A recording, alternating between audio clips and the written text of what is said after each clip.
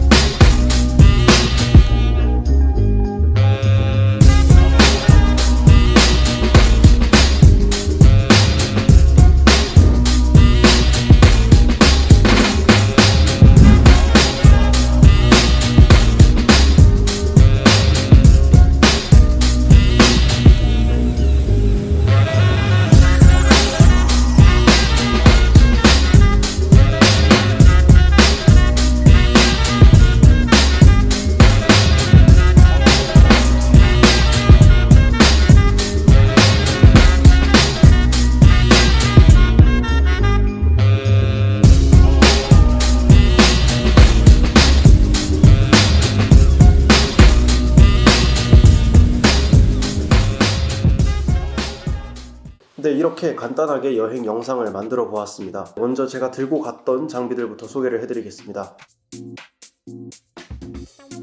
메인 카메라는 알파7 마크3와 삼양 2470mm f2.8 렌즈를 들고 갔고요. 서브 카메라는 DJI 포켓2를 사용했습니다. 두 제품 모두 ND 필터를 사용했고요. 알파7 마크3에는 니시 트루컬러 VND를 사용을 했습니다. 다음으로 포켓2에는 피지테크 VND 6에서 9짜리를 사용을 했고요. 스트랩은 여기 있는 픽디자인 슬라이드 라이트를 썼는데 이 제품에 대해서는 뒤에서 조금 더 말씀드리도록 하겠습니다. 이제 제가 위에서 설명드린 이러한 장비들을 어떻게 활용했는지에 대해서 말씀드릴게요. 카메라를 들고 다니는데 가장 중요한 것은 스트랩이죠. 보통은 기본으로 주는 스트랩을 많이들 쓰십니다. 하지만 저는 사진과 영상을 동시에 하고 있으므로 조금 더 탈부착이 쉬운 스트랩이 필요했습니다. 왜냐하면 이게 짐벌에도 올라가야 되고 삼각대에도 올라가야 되고, 하지만 그러면서 동시에 메고 다닐 수 있는 그런 스트랩이 필요했거든요. 그래서 제가 구입을 한 게 바로 이 픽디자인 슬라이드 라이트입니다. 네, 픽디자인의 가장 큰 특징은 앵커 고리를 사용해 탈부착이 가능하다는 것이죠. 따라서 짐벌에 올릴 때나 삼각대에 물릴 때 거슬리지 않고 이렇게 쉽게 탈부착이 가능합니다. 길이도 이렇게 쉽게 조절이 가능합니다. 그래서 여러모로 유용하게 쓰고 있는 친구입니다. 대부분의 무빙샷은 이 포켓2를 활용을 했습니다. 이 친구는 짐벌과 활용 방식이 굉장히 비슷하죠. 그렇기에 짐벌로 이 친구를 대체할 수 있습니다. 네, 이런 짐벌류에는 트래킹 모드라는 게 있는데요. 이런 트래킹 기능을 통해 피사체를 중앙에 두고 따라다닐 수 있게 할 수 있습니다. 네, 다음으로 인셉션 샷이라고들 많이 부르죠. 또는 360도 샷이라고 불립니다. 카메라가 이렇게 뱅글 돌면서 촬영을 하게 되는 방식입니다.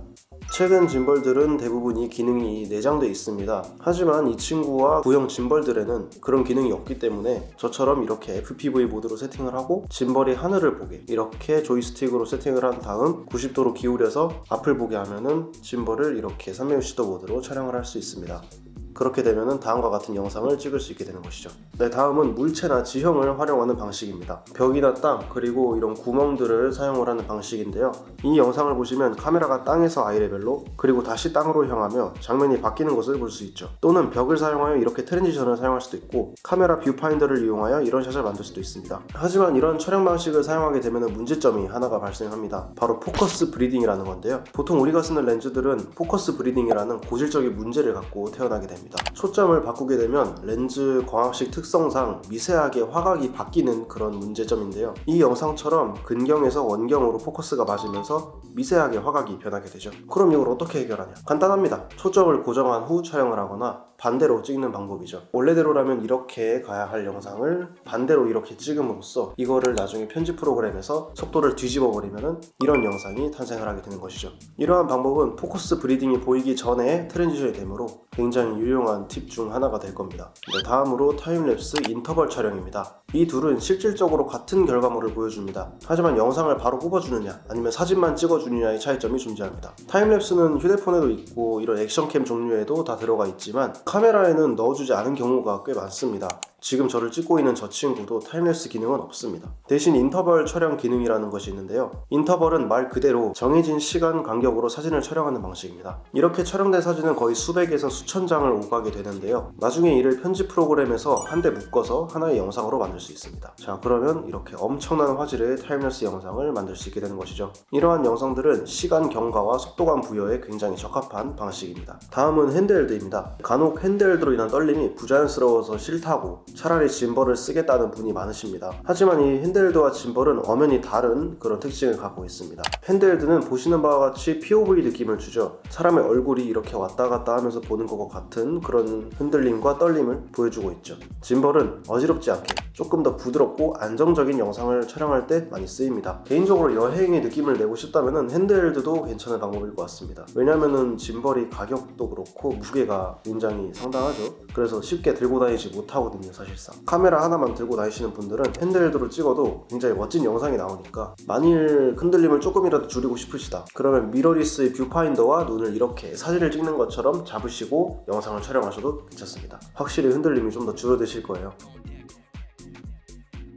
네, 지금까지 영상 촬영 스킬에 대해서 얘기를 드렸습니다. 다음은 ND 필터 활용법인데요. 사실 ND 필터 활용법이라고 할 수도 없는 게 그냥 이 친구를 렌즈 앞에 결착시키고 최대 농도로 맞추고, 왜냐면 밝기 조절을 이제 이 친구로 할 것이기 때문이죠. ISO는 최대한 낮게, 그리고 조리개는 최대한 개방으로 밝기를 이 농도로 조절을 하면 됩니다. 지금 보여드리는 영상을 촬영한 세팅 값이 50분의 1초 그리고 f3.2 ISO 800에 ND 필터를 씌운 것입니다. 한눈에 봐도 뒷 배경 그림이 이쁘게 잘 된 것을 볼 수 있죠. 그때가 거의 한 오후 1~2시쯤이었을 겁니다. 완전 대낮에 이렇게 배경 흐름이 이쁜 영상을 얻을 수 있는 것이죠. 하지만 뭐니 해도 가장 중요한 건 카메라의 무게입니다. 가볍게 여행을 다니고 싶은데 이렇게 무거운 카메라를 들고 가면은 저야 익숙하니까 이런 카메라를 들고 다니지만 영상을 보시는 여러분들은 꼭 가볍게 세팅을 해서 갖고 나가시길 바랍니다.